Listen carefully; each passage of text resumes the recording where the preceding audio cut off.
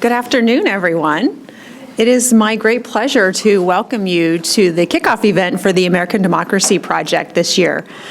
For those of you who aren't aware, the American Democracy Project is a nonpartisan initiative that is housed in the Department of Communication Studies, Law, and Political Science, but it is a campus-wide initiative really focused on civic engagement and encouraging students, faculty, staff, as well as the community to engage in our democracy.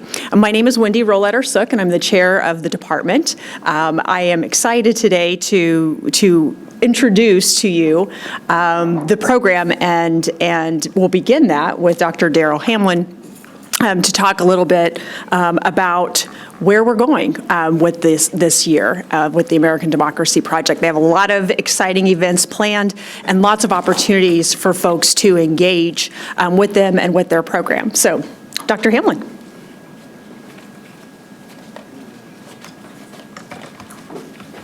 This always happens. Thank you for being here, and thank you, Dr. Roletter-Sook, for introducing me and what we're all about today and why we do what we do. The pursuit of happiness, we know, was in the Declaration of Independence, along with life and liberty as sort of founding objectives to explain to the world why we thought we needed a different government at the time. And I think most people understand that when they were talking about the pursuit of happiness, at least at that moment. What? The computer. Oh, am I supposed to turn that on? Just mouse a little bit, or space bar. It's not a mouse. Oh, that.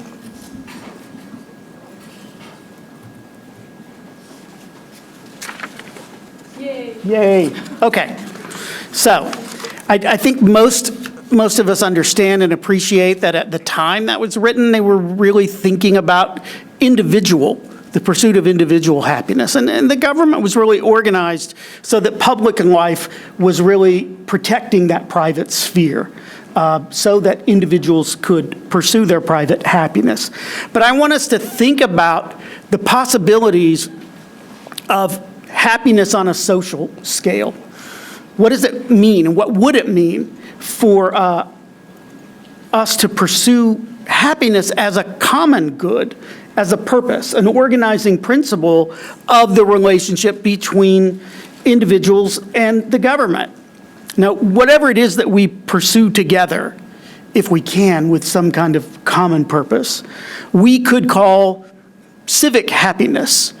And that is why the theme that the American Democracy Project has this year for all the work that we're going to do with events and programs that we put together and traditionally offer, but also with the collaborations that we are very proud to support around the campus. Individuals, we know, can pursue private happiness, but what is it that we could pursue together that might be more binding to us, to each other, and also binding to the ends of democratic life itself? We know that we can do it. It's been done before. I think the best example would have been in World War II with the 4 freedoms that Franklin D. Roosevelt talked about in a speech, because it was a way of clarifying to the country and to the world what all of that global sacrifice was really going to be all about. Freedom of speech and expression, freedom of worship, freedom from want, and freedom from fear. These 4 freedoms also, as we all know, later became part of a wonderful series of work by Norman Rockwell, and also shaped the UN Charter and the Declaration of Human Rights. Basic, fundamental, bedrock principles that we can all sort of sign on to, because they can mean something for each of us, and each of us has a stake in that. Right now, however, we're in this era that is really characterized by a lot of extremist behavior on all sides. And we may have gone just about as far as we can with that. I think most of us see that there's some real fatigue with extremism and with the excesses of political behavior, for whatever reason, and for whoever is doing it. What I find interesting is that the framers of the Constitution, our founders, would not be surprised that this happened. I think they would just be surprised that it took so long for something like what we're going through to happen.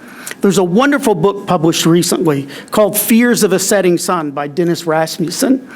And essentially what he walked through was the fact that the founders themselves, the people who created the government, didn't think it would last.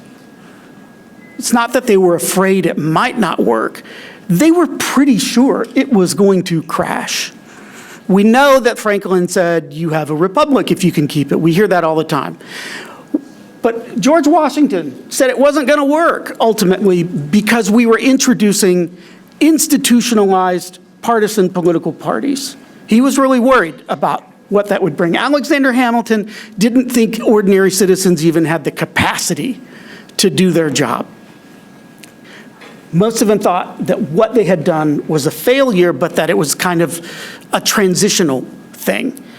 All of them except Madison. Madison actually believed there was enough built into the Constitution that it could stretch and become whatever it needed to be at different times in history. I think we all know we have a lot of work to do together and also as individuals in the future. And in terms of what we want to commit ourselves together, what we can understand could be the basis of our own sacrifice and commitment in public life, we don't have to keep everything that we've always had. They never expected us to. But we do have to work together to build something that does work for our time and our place.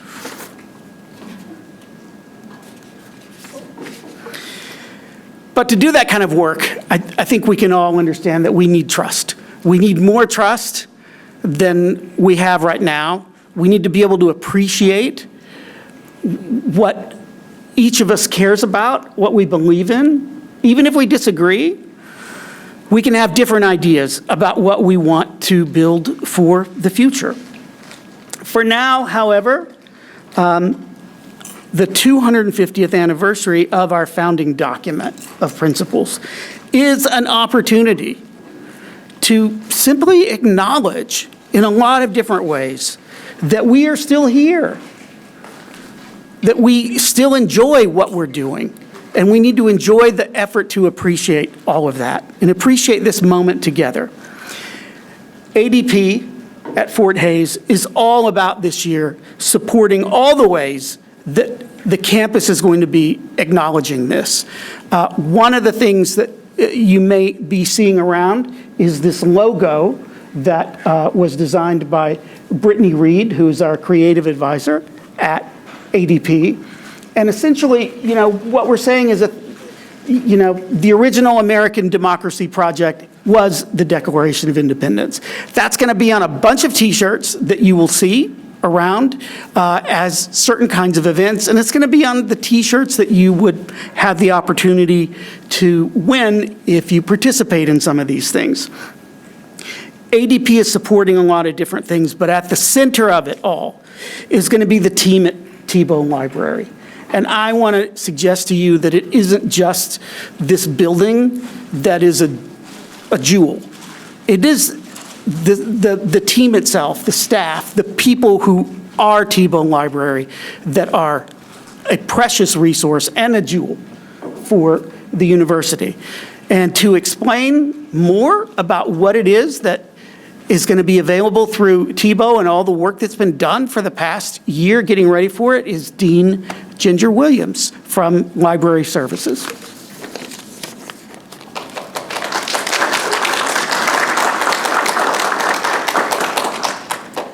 Okay, since you started clapping, now you have to clap for everyone. So, and thank you, Darrell, for that introduction.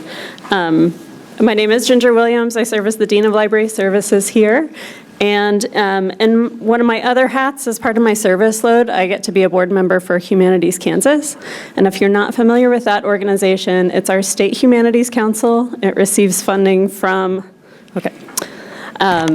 funding from the federal government and from the state as well as some private funding. Okay, we're not setting things down if it's gonna mess with the screen. Okay. But it's a really wonderful state organization that does a lot of work, especially in rural communities. Communities of 10,000 or fewer folks is where we do the bulk of our work. And that might be bringing exhibits across the state, which is what I'm going to talk about soon. It's hosting some vetted speakers that are experts on all kinds of topics that speak at public libraries. Are you doing that? There's a phantom in the room. Okay. It's fine. This is me and Cyndi, so this is a great thing to have up. A lot of work in rural communities, and the strength of Humanities Kansas, I would say, is in the areas of history, philosophy, poetry, law, ethics, subjects like that.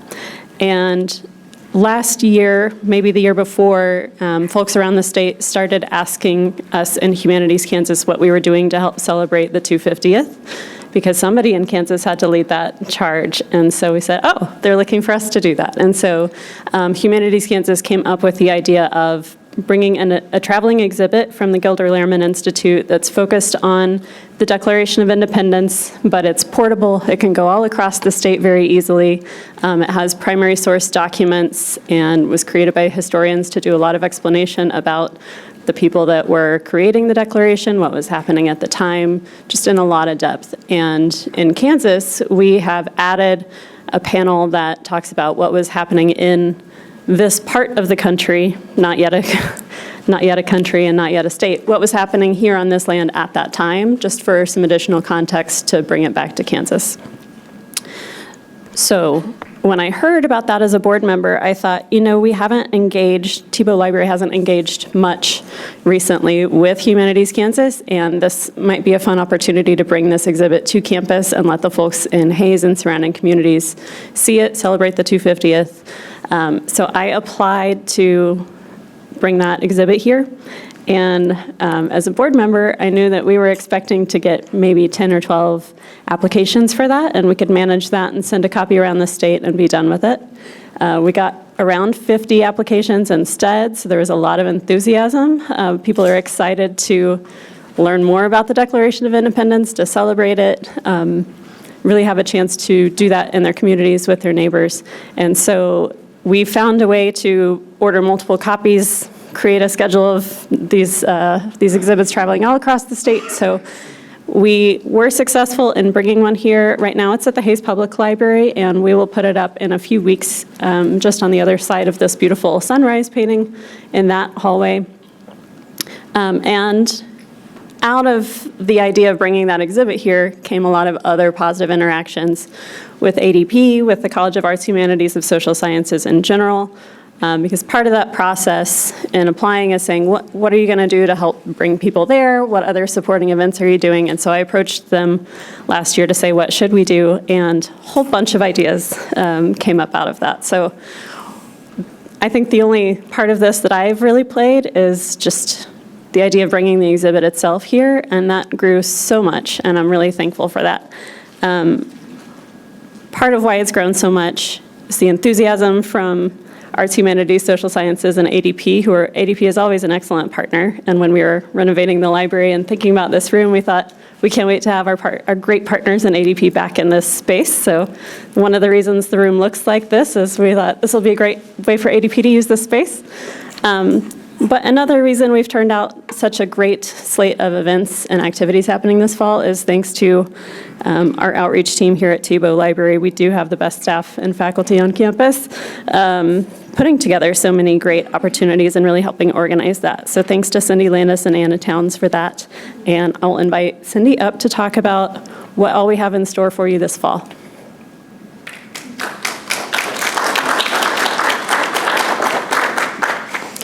All right, so my name is Cyndi Landis, and I am the User Experience and Outreach Librarian here at Tebo Library. So Ginger mentioned our partnership with Humanities Kansas and obviously with the American Democracy Project, but through this initiative that kind of stemmed from that Humanities Kansas exhibit, we have brought in several other partners across campus that we want to acknowledge as well, including the College of Arts, Humanities, and Social Sciences, the Department of History and Philosophy, Student Engagement and Belonging, Phi Alpha Theta, the Department of Communication Studies, Law, and Political Science, Hayes Public Library, and the State Library of Kansas. So that seed of the idea had gotten planted when we got accepted and knew when this Humanities Kansas exhibit was coming. But it has grown into a full series of events. Now we have 2 exhibits coming to campus, and there are a series of 13 challenges as well, all relating to the Declaration of Independence, celebrating that 250 years. So it is a semester-long series of events, exhibits, and challenges. And so with the events, there's everything from speakers, trivia, even a fun run with patriotic colors, and community service opportunities and more happening across campus, all from August through November. At the registration table over there, you'll see a little handout that highlights a couple of the events. That is not all of the events happening, so you'll have to go to the website, fhsuguides.fhsu.edu/250 to see the full list of events that are happening throughout the semester. But a couple to highlight that are on that handout include 2 speakers that we have scheduled through the Humanities Kansas Speakers Bureau, which is another program through Humanities Kansas that enables expert speakers to come to these more rural areas to provide programming, and in this case, kind of a lecture type speaking setup. So we have We the People of Kansas, and that's the story of Kansas's founding documents, and that's covers the time frame from 1820 to 2020. And Virgil Dean will be giving that talk on October 13th at 6 p.m. right here in Tebo Library in this W.R. and Yvonne Robbins Forum. And then on October 20th, we have Kansas 1776, and that is Adam Hodge, who will be speaking about the dynamic landscape of what Kansas was like at that time of 1776 when the Declaration of Independence was signed.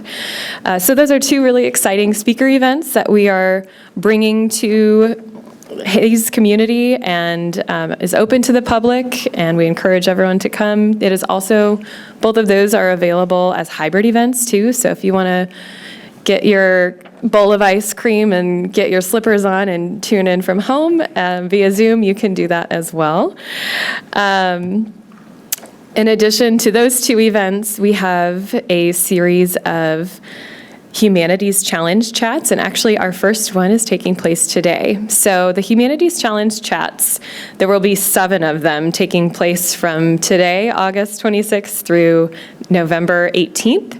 And Dr. Rob Beyer from the Department of History and Philosophy, he will be leading and facilitating discussions about the various humanities challenges that we want to encourage everyone to participate in. So the humanities challenges are a way to experience what it is to be human in a different way. So this first chat this afternoon is actually, I'll forward a little bit, about poetry. So the humanities challenge of poetry is literally just to find a poem, reflect on it, and even share it with a friend or a colleague, and reflect on that experience. And if you really want to enhance that experience more, maybe you read a poem about the sunrise or about nature, but you go out in a wheat field at 5:30 in the morning to see the beautiful pink skies and the horizon as you're reading the poem, and that transforms that experience in a different way.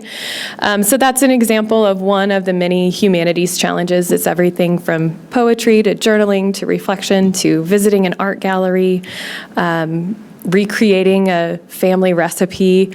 There are a variety of ways that Dr. Beyer has planned throughout the semester to just engage with what it is to be human and celebrate our history and our heritage through that 250th concept.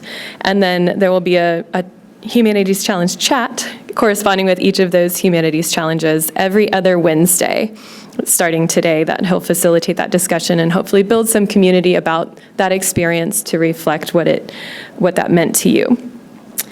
And lastly, though, there are a variety of kind of fun events that relate to just kind of celebrating patriotism and having red, white, and blue color run and a trivia night about American history and democracy that's coming up on September 30th. And a variety of other things that are happening here on this campus that we encourage you to participate in and come and experience as a community together. And all of these are open to the public, but also to our campus community.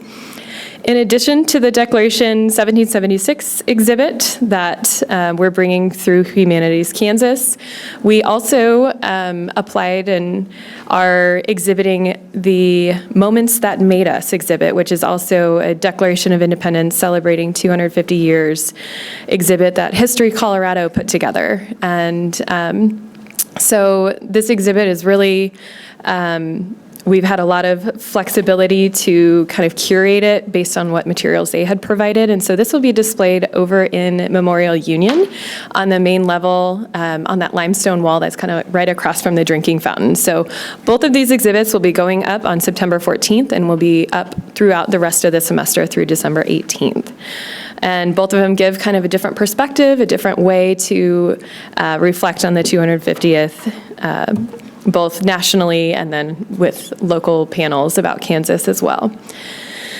I had mentioned the Humanities Challenges, but in addition to the 7 Humanities Challenges, we have 5 Media Challenges that we encourage everyone to participate in on their own time. So the idea of these challenges is you step outside of your comfort zone and maybe do something you wouldn't have done, but might enjoy the experience anyways. So the idea of the Media Challenge is to, there are 5 different ones of read a historical fiction, read a nonfiction, read a biography about that founding era or the signers of the Declaration of Independence, and or watch a movie or musical. We, as Tebo Library, have licensed Hamilton to be stream on demand for any Tiger Net ID holder all throughout this year. So on our catalog, you can search Hamilton and just stream it yourself instead of having to buy it through Disney+. So that's one of the many offerings that we're encouraging the Media Challenge, in addition to watching a documentary is one too.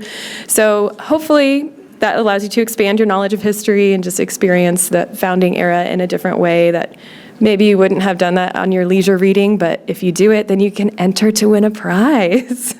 So if you complete any of these challenges, you can enter to win a prize. At the end of the semester, we will pull prizes from this prize entry raffle. So essentially there are 13 challenges, the 7 Humanities Challenges, the 5 Media Challenges, and then there's 1 Service Challenge. We challenge each one of you in this room and across this campus to volunteer for 250 minutes. That's only a little more than 4 hours, so I know you can do it. And that's just a way of serving your community and getting involved in your campus and your community. There are even a couple community service events that are taking place this semester that make it right at your front door to come and volunteer, including Swipe Out Hunger and a service opportunity on Veterans Day as well. So by volunteering a little more than 4 hours of your time, not only are you serving your community, but then you get a prize entry too to potentially win some gift cards, chamber checks, which are like local, to use at local businesses, and FHSU swag and patriotic items as well. And lastly, you can find all this information and more at the guide that's listed on the handout or by scanning this QR code. But essentially, there's an events page, outlines of the humanities challenges and what to do for each one and when the corresponding chats are, information about the media challenges and the service challenge, and more information about the exhibits as well, if that's something that you'd want to incorporate into one of your classes or encourage your students to do so in some curricular way. Lastly, with our partnership with the American Democracy Project, Times Talks is one of the big series that they have been running for many, many, many years. And that corresponds with the New York Times. And so just a friendly reminder that Tebo Library does provide free access to any FHSU faculty, staff, student to not only the New York Times, but also new this year to the Wall Street Journal. So those are two great news publications to stay engaged with the news, stay engaged with what's going on in our nation as well. And with that, I will pass it off to Dr. Yang.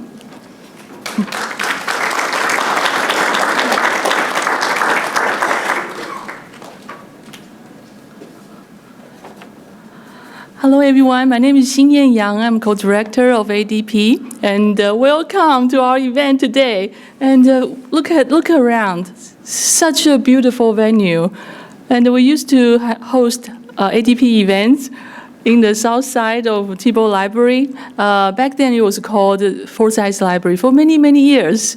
And today is our first day, very first time we come back. So I'm so excited. So thank you, Tebo, and our donors and our wonderful staff and faculty and the students. Thank you for all your effort to make this happen. So my job is to introduce our upcoming events. So this year we'll focus on the 250th event, mostly led by the Tebo Library. And again, I can't say it enough. We have extraordinary, talented, and dedicated staff at the Tebo Library, and we are very fortunate. Okay, so this year we already lined up 4 more Times Talk or special events for Constitution Day. So the next one will be reading of the United States Constitution. It will be Tuesday, September 15th from 9 to 10:30. So please go to the Ellis County Courthouse. We will meet on the 3rd floor. And if you have any questions, please reach out to our department chair, Wendy, in the back. Okay, so the next event, and also hosted by us, the speaker will be David Tastenson. So David will talk about happiness, liberty, and justice, 3 key ideas in 2 great documents. Okay, we'll also meet here on September 17th. Okay. And on September 22nd, Tuesday, Drs. Lori Niffen here and Dr. Ziwei Qi, they will talk about trauma bonding. So reframing trauma bonding, understanding relationship-based violence through a public health lens. Okay, and the next talk, Dr. Tomasz Kowalik in the Department of Leadership Studies. I want to pause a little bit to share the story with you that last semester he reached out to us because Hungary just held their election, and it was highly controversial. So he reached out to us and said, hey, I would like to share my experience in the government in Hungary. And so he reached out to us, and Isaac, our student coordinator, and I met with him, and we had about an hour. We spent an hour together learning from each other. And I encouraged him that, please, would you consider giving a talk? And he says yes. So he's doing a Times Talk on October 15th. Please mark your calendar and let's come here and learn from each other. Also, Dr. Michael Woods will talk about fields of influence, U.S. agriculture, China, and the future of global food systems. What a timely topic. It will be Wednesday, October 28th. And also right after the election, we are organizing a panel, post-election panel, and we will have a panel of students and experts to talk about the implications and analyze the results of the election. Also, I would like to give a shout out to our creative advisor, Brittany Reed. She created a beautiful logo. Okay, so that gave us another excuse to come to Tebo Library's events because we are going to donate some of the T-shirts. So if you win the prize, our T-shirt will be in the bag. Okay, and also Brittany is also managing our social media. So for the Instagram, please find us. Previous accounts were kind of dated, and we just created a new account. So it's ADP. Is it hyphen or underscore? Underscore FHSU. ADP underscore FHSU. And for our Facebook, we had to spell out American Democracy Project at FHSU. Okay, so if you are on Facebook, please also follow us. All right, now we are opening the floor for questions. I think probably there will be more questions for Cyndi and the Ginger. I will try to answer. Yes, please. I realize, of course, the significance it's played, the reverence with which it's held, and the timing makes the Declaration of Independence natural. But just to ask people to consider this, how much of a role can we really say the Declaration of Independence plays in the American democracy project? Did it create a democracy? No. Did it actually say, we're going to make a democracy? No. It says, we're going to throw off this power, and we're going to have independent states. The mention it says of what's going to come out of this is there will be not colonies, there will be independent states, plural. We don't get anything close to our form of government, and even a vision of it, a plan, a hope for it, in the Declaration of Independence. That's a challenge. I'd like to hear what people think. I just think that what I would point out is that the Declaration of Independence wasn't intended to create anything. It was an aspirational statement of values and to explain to the rest of the world why this conflict was occurring and what they were trying to achieve in terms of values. Justification for independence, list of grievances, and a foundation saying people are equal, so they have the closest you get to anything that really might suggest a justification for democracy per se is just that the consent of the governed is where just government derives its foundation. Again, I don't think that it was ever intended to create anything except serve as an expression. But you're missing my point then. I don't think I am, but okay, because I didn't say that we miscast it. It's like this casts it as a foundation document in American democracy, that it is a cornerstone of our American democracy project. And I say, you could question that because, and as far as its influence, Thomas Paine had already said earlier that year, hey, we got to throw off the British. That's an inspirational document, sold massive copies. I think and even so after the Declaration of Independence, we don't even get our democracy project, we get the Articles of Confederation, which is a far cry from where we're at now in terms of democracy. yeah, it was an important transitional moment, however, and I think that what was enunciated there is something that has held through. But it's also a date that we can acknowledge where there was a consequential kind of beginning to whatever you want to call the American experiment to be. I think we can all agree that there are many things about our history and about even some of the people who wrote these documents that are worth contesting, worth thinking about, worth challenging. But fundamentally, I don't know that we're here to celebrate this as much as we are to acknowledge it and to look around and say, hey, we're still here. Even the people who wrote these documents weren't really expecting that it would last this long. So that, I think, is fundamentally what this is all about, rather than a celebration of something that changed American life. It was really sort of a kickoff.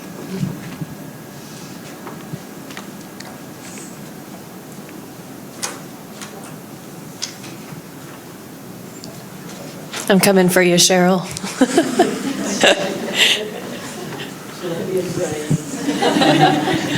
No, I just wondered, speaking from a faculty perspective, do you have I have faculty visited with you about ways that they are maybe incorporating these opportunities into their courses specifically, or if not, maybe you could just, and I apologize, I had a class, an 11:30 class, so I'm late, so you maybe already addressed this, but could you talk about ways faculty are incorporating or could incorporate these opportunities this semester? I think Cindy's probably. Yes. So on that website, on this fhsuguides.fhsu.edu/250, there is a for faculty page that essentially are the humanities challenges as PDFs that would be easy to either attach into Blackboard as an announcement or as an extra credit opportunity, or as a way to encourage your students to engage with those conversations, because there's that guided reflection and facilitated discussion component. When designing all of these various things, that was the component that stood out the most as having extra credit and or assignment type curricular tie-ins, because there's some journaling, there's reflection. You could easily add accountability to those challenges if, as a faculty member, you wanted to encourage your students to participate and engage in some way. However, at the events, like, we're not taking attendance to then report back to faculty or anything like that. It's more of the incentive through those challenges to participate, and we would have a list of who's registered, but we're not going to disclose that again, of just, but again, the media challenges is another way. So those are also on that for faculty page. There's PDFs of the media challenges. So again, especially in English and the humanities, reading a book, watching a documentary are easy ways to encourage your students to do that little extra. And you could add a discussion component. You could build another reflection assignment of what did you think after you read the biography of one of the signers of the Declaration of Independence. Again, that's maybe not on their top of their leisure reading list, but with some encouragement, there could be some interesting reflections and discussions that you could incorporate into your class as well. I had a niece reading the Federalist Papers at the beach this weekend, so anything's Perfect. And I want to add to that, and ADP will definitely facilitate the faculty members to take the attendance. So if you have a specific class and you are sending your students to our events, we will take the attendance for you. And also we are working with student engagement. In the future, we might be able to just scan the student code using the Cork app to take the attendance. So a QR code you can scan today if you want first 40 days credit for being here.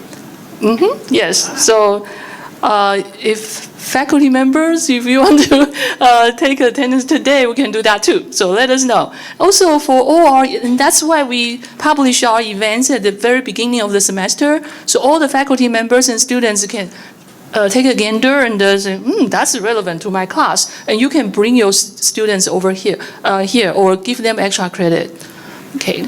Also, we always welcome the opportunity to work with faculty members and students about their research project. If you want to design a course that will incorporate civic engagement and maybe some of the talks, we will work with you. Okay. Also, to address Cheryl's question. Hi, Cheryl.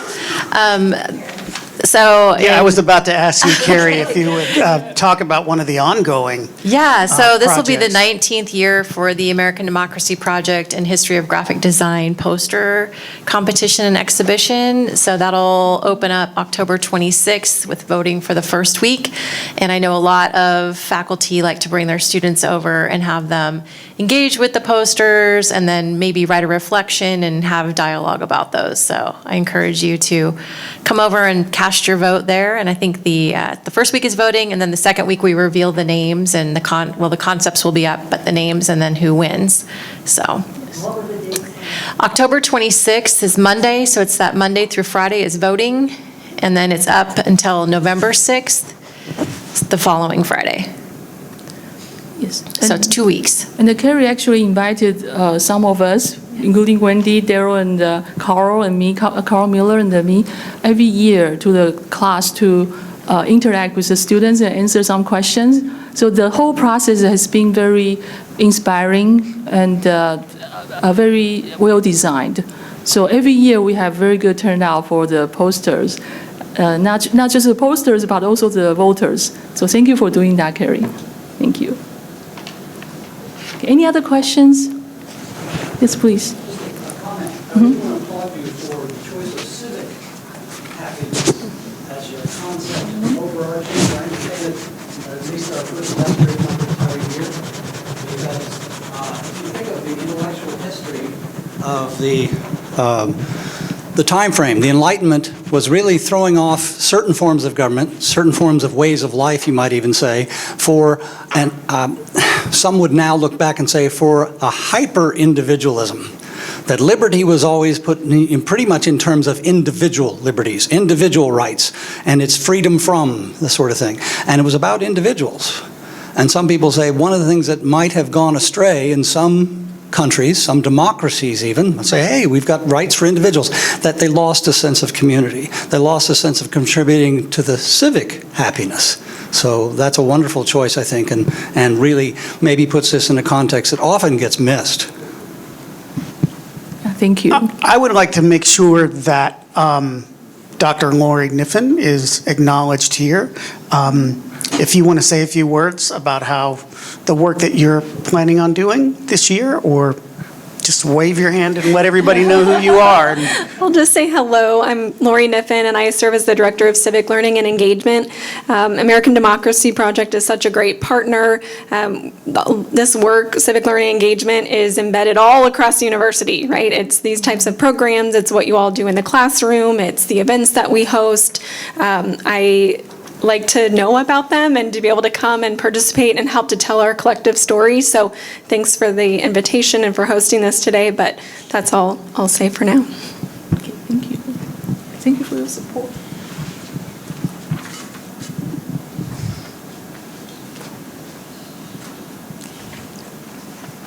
Anybody else have a question or a comment or something they would like elaborated on?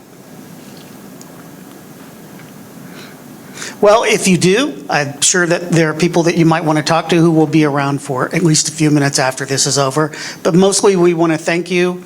We want to thank Ginger and Cyndi for coming today, but they're only here today because of all this work that their whole team did, and Anna, for well over a year to make all of this happen. And it is really one of the great pleasures of the work we do at ADP to be able to collaborate with the team at Tebo. And we too are very excited about a new era of work together in this space. So thank you for coming.